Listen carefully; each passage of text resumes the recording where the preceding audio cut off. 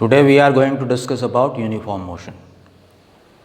Uniform motion means if a body is traveling in such a manner that it is covering equal distance in equal interval of time, then the body is said to be in uniform motion. मतलब वो इस तरह से move करे कि equal time में equal distance travel कर ले, तो हम ये कहेंगे कि बॉडी यूनिफॉर्म मोशन में एक समान गति कर रही है।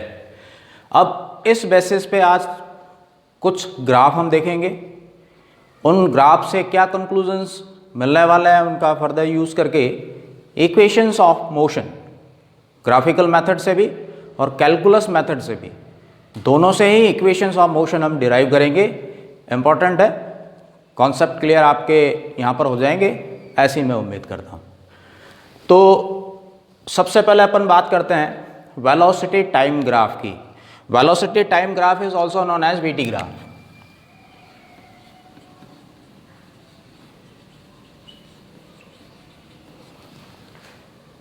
किसके लिए वेलोसिटी टाइम ग्राफ ड्रॉ कर रहे हैं हम ऐसी बॉडी के लिए वेलोसिटी टाइम ग्राफ ड्रॉ करने वाले हैं जिसकी वेलोसिटी कांस्टेंट है। वेलोसिटी कांस्टेंट होगी तभी तो इक्वल इंटरवल में इक्वल डिस्टेंस वो ट्रेवल कर पाएगी, होगा ना। तो यहाँ पर वेलोसिटी कांस्टेंट है, तो ऐसी कंडीशन में अगर एक वेलोसिटी टाइम ग्राफ हम प्लॉट करें तो कैसे करेंगे। यहाँ पर एक चीज़ आपको याद रखनी है कि जहाँ भी ग्राफ प्लॉट करना हो, टाइम आपको दिया हुआ हो, तो हमें टाइम को एक्स एक्सिस पर लेना है। कर लेते हैं। तो यहाँ पर एक्स एक्सिस पे हमने टाइम लिया और वाई एक्सिस पे रिमेनिंग क्या है, वेलोसिटी है, तो वाई एक्सिस पे हमने वेलोसिटी ले ली। यहां टाइम, यहां वेलोसिटी,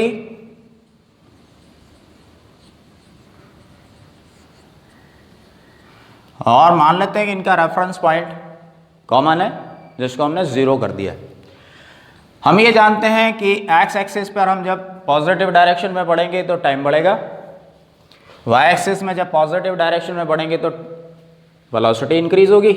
लेकिन हम यूनिफॉर्म मोशन की बात कर रहे हैं, इसका मतलब इसकी जो वेलोसिटी है टाइम के साथ में कांस्टेंट रहेगी। टाइम बढ़ता रहेगा लेकिन वेलोसिटी कम ज़्यादा नहीं होगी, उतनी ही रहेगी। कम ज़्यादा नहीं होने से मतलब है, मान लेते हैं यहाँ पर वेलोसिटी इसकी है, बढ़ने का मतलब ये ऊपर जाएगी, कम होने का मतलब ये नीचे जाएगी, लेकिन वेलोसिटी तो चेंज नहीं हो रही। तो इस वजह से हमें वेलोसिटी टाइम ग्राफ एक स्ट्रेट लाइन मिलेगी which will be parallel to time axis, isn't it? Let us consider 2 points A and B. If we want to find out time at point A, then we have to drop a perpendicular over here. A point के ऊपर time कितना होगा तो यहां से पता चलेगा इस तरह से, मान लेते हैं ये T1 है।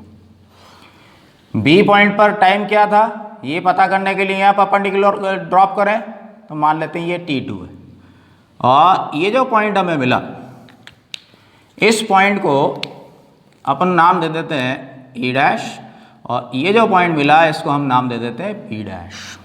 Late us see what happens now. We know that velocity equals displacement upon time. Displacement is shortest distance between final and initial position, that is x t2 minus x t1 upon t2 minus t1। t1 initial position पर time है, t2 final position पर time है, तो ये initial position होगी, ये final position होगी। Final position minus initial position displacement हो गया, और ये टाइम इंटरवल हो गया। और x t2 minus x t1 equals v into t2 minus t1। क्या ऐसा लिख सकते हैं हम? लिख सकते हैं ना। Let this is equation number 1। Now look at the graph. ये जो ग्राफ है इसकी वेलोसिटी हमने यहां पे v मानी हुई है, और टाइम के साथ में कांस्टेंट है, चेंज नहीं हो रही। तो यहां से कोई इंफॉर्मेशन मिल रही है क्या हमें ग्राफ से? इस ग्राफ में हम देखें तो xt2 माइनस xt1 जो कि बॉडी का डिस्प्लेसमेंट है वो वेलोसिटी इनटू टाइम इंटरवल के इक्वल है। तो यहां पर वेलोसिटी क्या है? ए डैश, यहां से यहां तक वेलोसिटी है, एंड टाइम इंटरवल क्या है? ए डैश बी डैश, यही है ना time interval. t2 minus t1 means A dash B dash, this interval is time interval taken over here and this is velocity. It means displacement, विस्थापन किसके बराबर हो गया? A dash into A dash B dash. तो क्या है ये? This is area of A B dash A dash.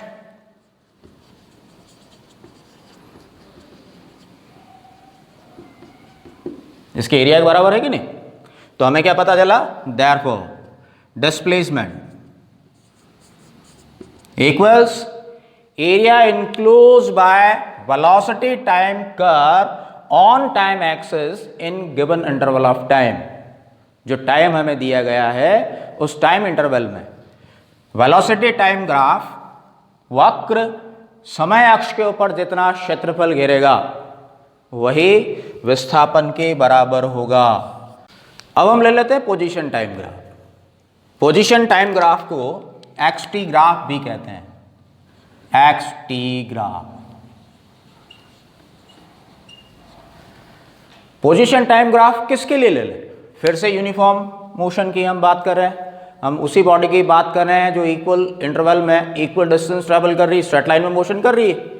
तो यहाँ डिस्टेंस और डिस्प्लेसमेंट इक्वल होंगे, अपन डिस्कस कर चुके हैं स्ट्रेट लाइन के अंदर। तो यहाँ पे पोजीशन टाइम ग्राफ हमें प्लॉट करना है, तो फिर से एक टाइम आ गया, तो टाइम को हम कहाँ लेंगे? एक्स एक्सिस पे। तो ग्राफ किस तरह से होगा? टाइम को हमने ले लिया एक्स एक्सिस पे, वाई एक्सिस पे पोजीशन आ गई,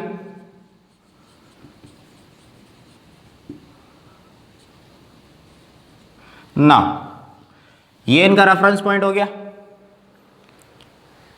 स्ट्रेट लाइन में मोशन है,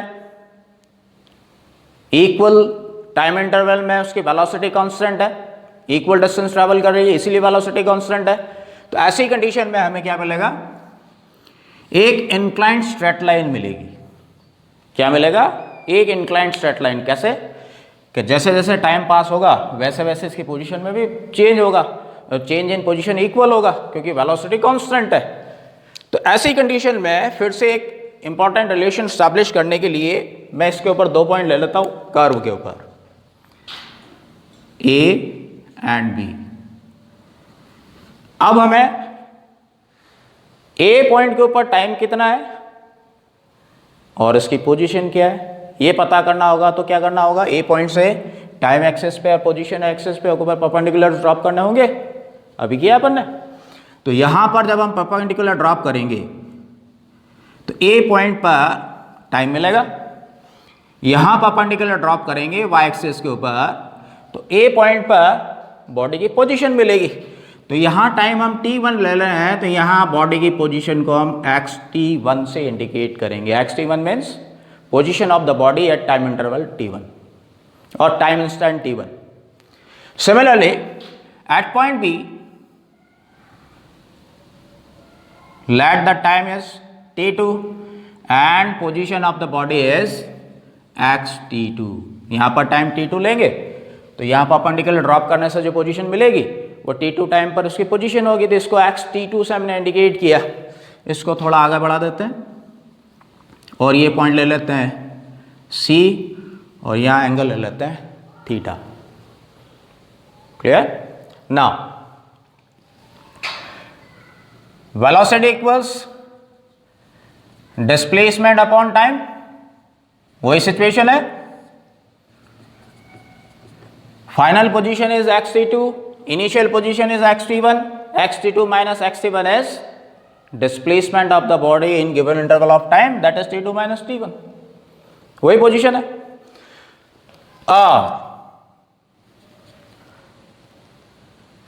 v इक्वल्स, इसको हम इस ग्राफ में ढूंढें, किसको ढूंढें, xt2 माइनस xt1 और t2 माइनस t1 को देखें, क्योंकि ग्राफिकल मेथड हम यूज कर रहे हैं। तो xt2 यहां से यहां तक है, तो इनको कुछ पॉइंट और बढ़ाने पड़ते हैं। तो मैं फिर से मान लेता हूं this is e dash and this is b dash. तो ऐसी कंडीशन में xt2 मीन्स ये डिस्टेंस ये bb डैश के बराबर है कि नहीं? तो लिखते हैं अपन bb dash minus xt1, this is xt1 that is e dash upon t2 minus t1 that is a dash b dash, और v equals this is bb dash and this is a dash और b dash c, दोनों equal है। तो इन दोनों का difference अपन क्या bc लिख पाएंगे? हमने यहां पर 0 से यहां तक की पोजीशन xt1 ली है जो a डैश के बराबर है, ये b डैश c के बराबर भी है। तो b डैश में से b डैश c को हम माइनस कर देंगे, सबट्रैक्ट ही करना है ना, तो माइनस कर देंगे तो क्या bc बचेगा? डेफिनेटली बचेगा, upon a dash b dash is equal to ac। Can we write this? a dash b dash equals to ac, therefore this is ac। Let this equation number 1। अब हम चलते हैं इस ट्राइंगल के अंदर। इस ट्राइंगल की अगर हम बात करें, in right angle triangle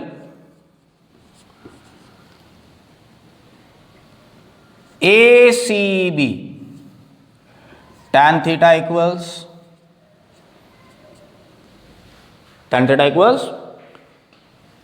BC upon AC perpendicular upon base, जानते हैं अपन। This is equation number 2 from 1 and 2। From 1 and 2 we can write V equals tan theta। बड़ा इंपॉर्टेंट इंफॉर्मेशन हमें मिली कि यूनिफॉर्म मोशन है, तो ऐसी कंडीशन में पोजीशन टाइम ग्राफ अगर हम कंसीडर कर रहे हैं तो पोजीशन टाइम ग्राफ में जो वेलोसिटी होगी वो tan थीटा के बराबर होगी। tan theta means this is equal to slope of the curve. Hindi में इसको क्या कहेंगे? जो वक्र है उसका ढाल है। तो जब हम यूनिफॉर्म मोशन की बात करेंगे, पोजीशन टाइम ग्राफ प्लॉट करेंगे, एक इंक्लाइंड स्ट्रेट लाइन आएगी। इस इंक्लाइंड स्ट्रेट लाइन का जो स्लोप होगा वही बॉडी की वेलोसिटी होगी। ना इक्वेशंस ऑफ मोशन, हिंदी में इसको कहते हैं गति के समीकरण। तो इक्वेशंस ऑफ मोशन सबसे पहले हम ग्राफिकली निकालेंगे, एक ग्राफ से इनको विड्रॉ करेंगे। तो ग्राफ कहीं के बीच में खींचना है, वेलोसिटी एंड टाइम के बीच में। This is velocity time graph for uniformly accelerated motion. अब मोशन कैसा है? यूनिफॉर्मली एक्सेलरेटेड है। यूनिफॉर्मली एक्सेलरेटेड है मीन्स जो एक्सेलरेशन है वो कांस्टेंट है। तो यूनिफॉर्मली एक्सेलरेटेड मोशन के लिए अगर हम एक वेलोसिटी टाइम ग्राफ प्लॉट करें तो टाइम को फिर से हमने एक्स एक्सिस पे लिया, वेलोसिटी को हमने वाई एक्सिस पे लिया। एक इंक्लाइंड स्ट्रेट लाइन हमें ऐसी मिलेगी। पोजीशन टाइम ग्राफ में यूनिफॉर्म वेलोसिटी के लिए जब हमने ग्राफ प्लॉट किया था तब वो एक इंक्लाइंड स्ट्रेट लाइन थी। ऐसे ही यहां पर यूनिफॉर्मली एक्सेलरेटेड मोशन के लिए बॉडी कांस्टेंट वेलोसिटी से मूव नहीं कर रही है, उसका एक्सेलरेशन कांस्टेंट है। मीन्स टाइम के साथ में वेलोसिटी इक्वल रेट से बढ़ती जा रही है। ऐसे मोशन की हम बात कर रहे हैं। एक्सेलरेशन कांस्टेंट होगा तो velocity time graph inclined straight line होगी। यहां से हमें इक्वेशंस ऑफ मोशन ड्रॉ करना है। तो ए पॉइंट लिया, ये दूसरा बी पॉइंट लिया जैसा हमने अभी किया है। तो यहां पर हमें टाइम पता करना है, तो परपेंडिकुलर ड्रॉप करेंगे, टाइम मिल जाएगा। ए पॉइंट की वेलोसिटी पता करना है, वेलोसिटी एक्सिस पे परपेंडिकुलर ड्रॉप करेंगे, वेलोसिटी मिल जाएगी। तो ये हो जाएगी VT1 क्योंकि टाइम T1 है। इसी तरह से बी पॉइंट पर टाइम को हम t2 माने तो वेलोसिटी b पॉइंट पर क्या हो जाएगी, vt2। इसको हमने थोड़ा आगे बढ़ा दिया, ये c पॉइंट कर दिया, इसको e डैश कर दिया, इसको b डैश कर दिया, और इस एंगल को हमने थीटा कर दिया। पोजीशन टाइम ग्राफ जैसा ही ग्राफ है, तो आप ये याद रखें, this is not position time graph, this is velocity time graph for uniformly accelerated motion. A body is moving with uniform acceleration, उसके लिए एक समान त्वरित गति से चलती हुई वस्तु के लिए ये वेग समय ग्राफ है। इक्वेशंस हमें वेग समय ग्राफ से ही मिलेगी। यूनिफॉर्मली एक्सेलरेटेड मोशन के लिए ऐसा ग्राफ होगा, ये पहले आपको याद रखना है ना। इक्वेशंस ऑफ मोशन हम यहां से डिराइव करने वाले हैं। तो फर्स्ट, अभी हमने क्या सीखा, slope of the curve in position time graph equals velocity. यहां फिर से आपको स्लोप मिल रहा है, लेकिन ये स्लोप कौन से ग्राफ के लिए, वेलोसिटी टाइम ग्राफ के लिए है। तो slope of the curve will be equal to acceleration of the body which is constant. वक्र का ढाल त्वरण के बराबर होगा जो नियत है। तो यहां पर a equals tan theta, slope upon tan theta से पता करते हैं, अभी अपन ने देखा। तो यहां पर tan थीटा हमें पता करना है, तो इसको इक्वेशन 1 कर दें। इन right angle triangle ACB tan theta equals BC upon AC equals BC upon AC equals, क्या हम इसको ऐसा लिख सकते हैं, BB dash minus B dash C upon AC लिख सकते हैं, BB dash minus B dash C, तो BC के बराबर हो जाएगा। ये हम ऐसा क्यों कर रहे हैं, क्योंकि ये वैल्यूज हमें पता है। वैल्यूज पता करने के लिए हमें कहाँ जाना होगा, आइदर ऑन x एक्सिस और ऑन y एक्सिस। तो ऐसा करने पर क्या मिला, और tan theta equals what is BB dash, this is BB dash which is VT2 minus B dash C which is equal to VT1 upon AC, that is T2 minus T1 from 1 and 2.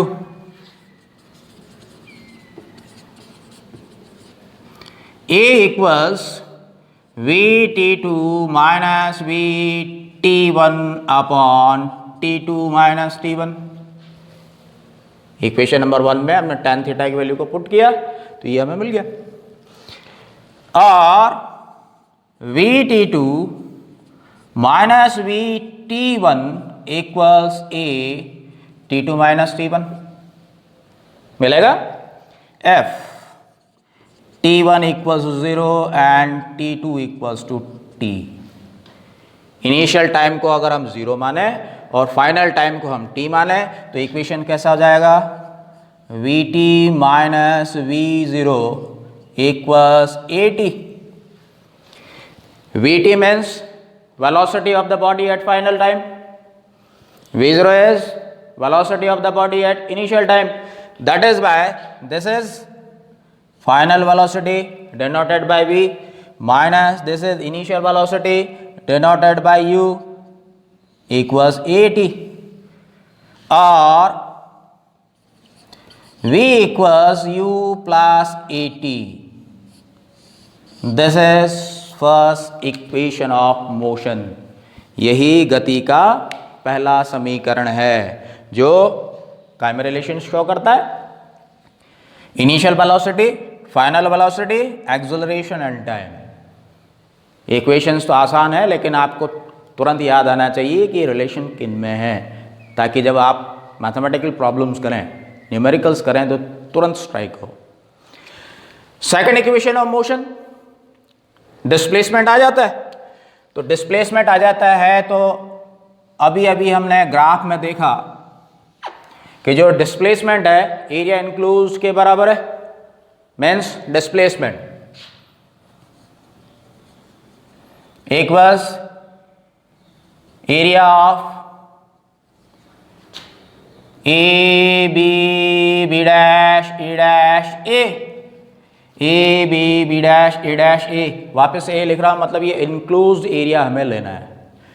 Displacement को हम S से indicate करते हैं, equals area of triangle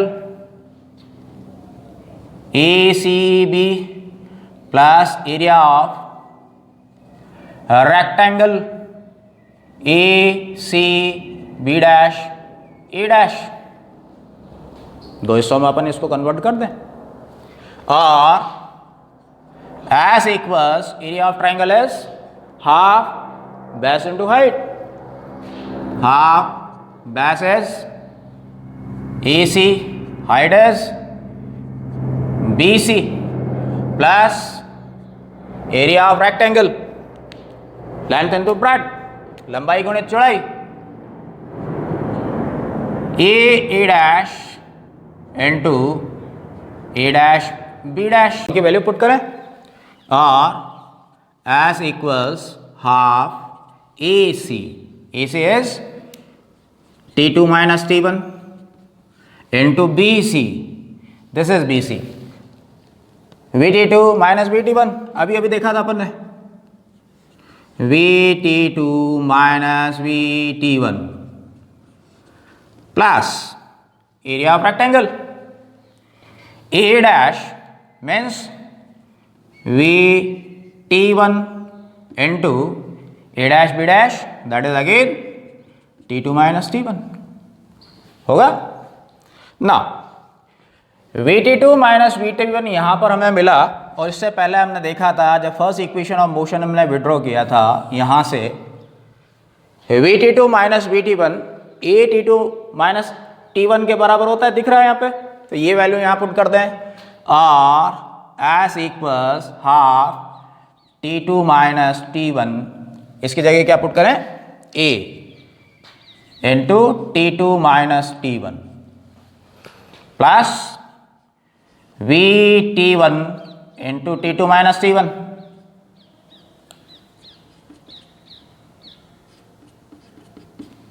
लिख पाएंगे again, F T1 initial time 0, T2 final time T हो, तो S equals half T2 बन गया T, T1 बन गया 0 into A again T plus V0 T2 minus T1 that is T, और S equals half AT square plus V0 initial velocity कहीं से indicate करते हैं हम, U से, तो UT, तो रीअरेंज करके मैं इसको लिखूं, तो रीअरेंज करने पर S equals UT plus half AT square मिलेगा।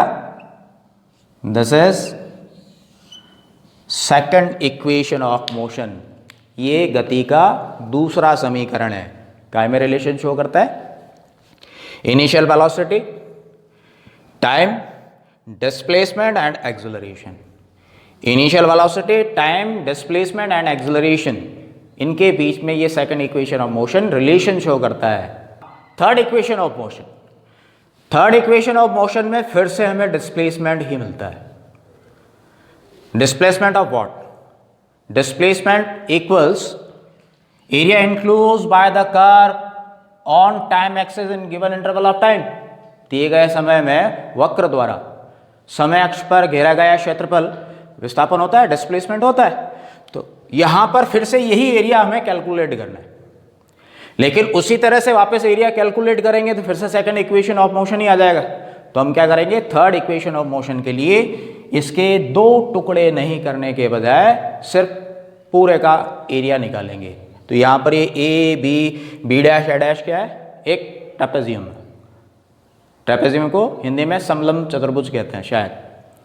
तो वो फॉर्मूला लगाएंगे तो हमें थर्ड इक्वेशन ऑफ मोशन मिल जाएगा। तो कैसे मिलेगा, displacement equals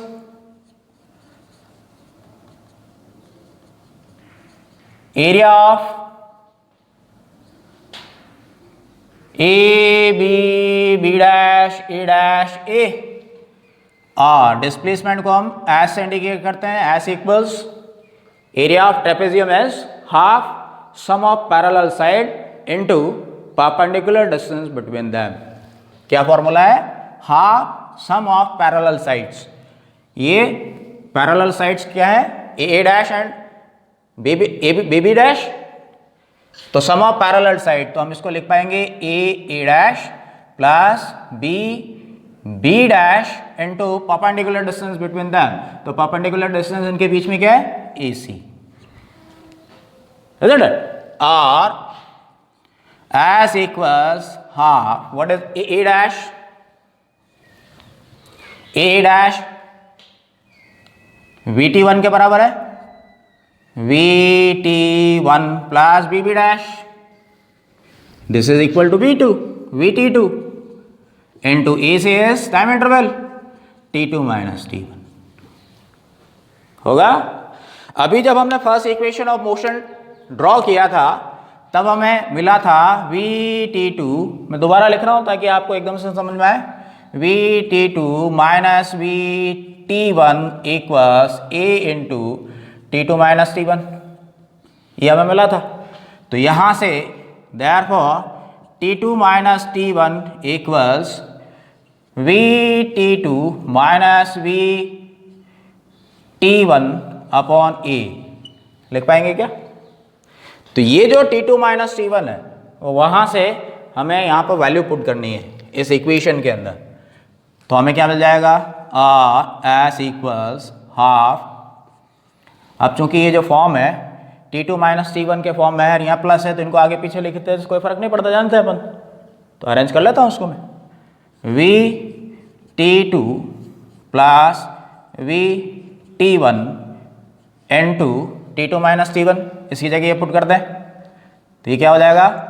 VT2 minus VT1 upon A, this is VT2 plus VT1, this is VT2 minus VT1, A plus B into A minus B, A square minus B square होता है, जानते हैं ना। Therefore S equals 1 upon A बाहर लिया है 2A, और ये क्या हो गया? V square T2 minus V square T1 और V square T2 minus V square T1 equals 2AS, इधर आ गया, लिख पाएंगे। फिर से अपन क्या करें? इनिशियल टाइम को 0 माने, फाइनल टाइम को t माने, तो इक्वेशन कैसा मिलेगा? इसको हम लिख पाएंगे v square t minus v square 0 equals to 2as, लिख पाएंगे। This is initial velocity, 0 instant पे वेलोसिटी u से इंडिकेट करते हैं। This is final velocity, v से इंडिकेट करते हैं। तो ये क्या हो जाएगा? Therefore we can write v square minus u square equals 2as, और v square equals u square plus 2as। This is third equation of motion, गति का ये तीसरा समीकरण है जो initial velocity, final velocity, acceleration and displacement relation show करता है। ठीक है, इसमें टाइम नहीं है। अभी हमने वेलोसिटी टाइम ग्राफ प्लॉट करके यूनिफॉर्मली एक्सेलरेटेड मोशन के लिए वीटी ग्राफ बनाकर इक्वेशंस ऑफ मोशन डिराइव किए। अब हम कैलकुलस मेथड से इसको करके देखते हैं, देखें कैसे करें। हम क्या जानते हैं? Acceleration is rate of change of velocity और dv इक्वल्स a dt, लिख सकते हैं। Rate of change of velocity is called acceleration. Therefore integrating both sides with proper limit, we can write integration of dv, velocity है, कहां से कहां तक change हो रही है? इनिशियल से फाइनल तक। इनिशियल को हम u से इंडिकेट करते हैं, फाइनल को हम v से इंटीग्रेट करते हैं तो लिमिट ऑफ इंटीग्रेशन u से v हो जाएगा equals integration of a dt। Time कहाँ से कहाँ तक चेंज हो रहा है, 0 से t तक चेंज हो रहा है, तो limit of integration 0 to t हो जाएगा। और इसको इंटीग्रेट करेंगे तो हो जाएगा v, लिमिट चली जाएगी ब्रैकेट के ऊपर u to v इक्वल्स ये हो जाएगा a कांस्टेंट है dt का t, तो a कांस्टेंट है t का dt का t हो जाएगा 0 to t। और we can write v minus u upper limit minus lower limit equals a t minus 0 और v equals u plus A D. This is first equation of motion, यही first equation of motion है। Second equation of motion, we know that v equals dx by dt, rate of change of displacement is called velocity, or dx equals v dt. Can we write this? Definitely. Now let this is equation number 1, therefore from 1 क्या करेंगे हम, v की ये value यहां पर put करेंगे, dx equals v की जगह क्या रख दूं, u plus A T dt लिख सकते हैं। Again integrate both the side with proper limit, integration of dx position है 0 से लेकर या x 0 से लेके x तक बदल रही है equals integration of u plus A T D T 0 to t और dx x 0 to x equals integration of u dt 0 to t plus A T 0 to t dt। Break करके इसको लिख दिया।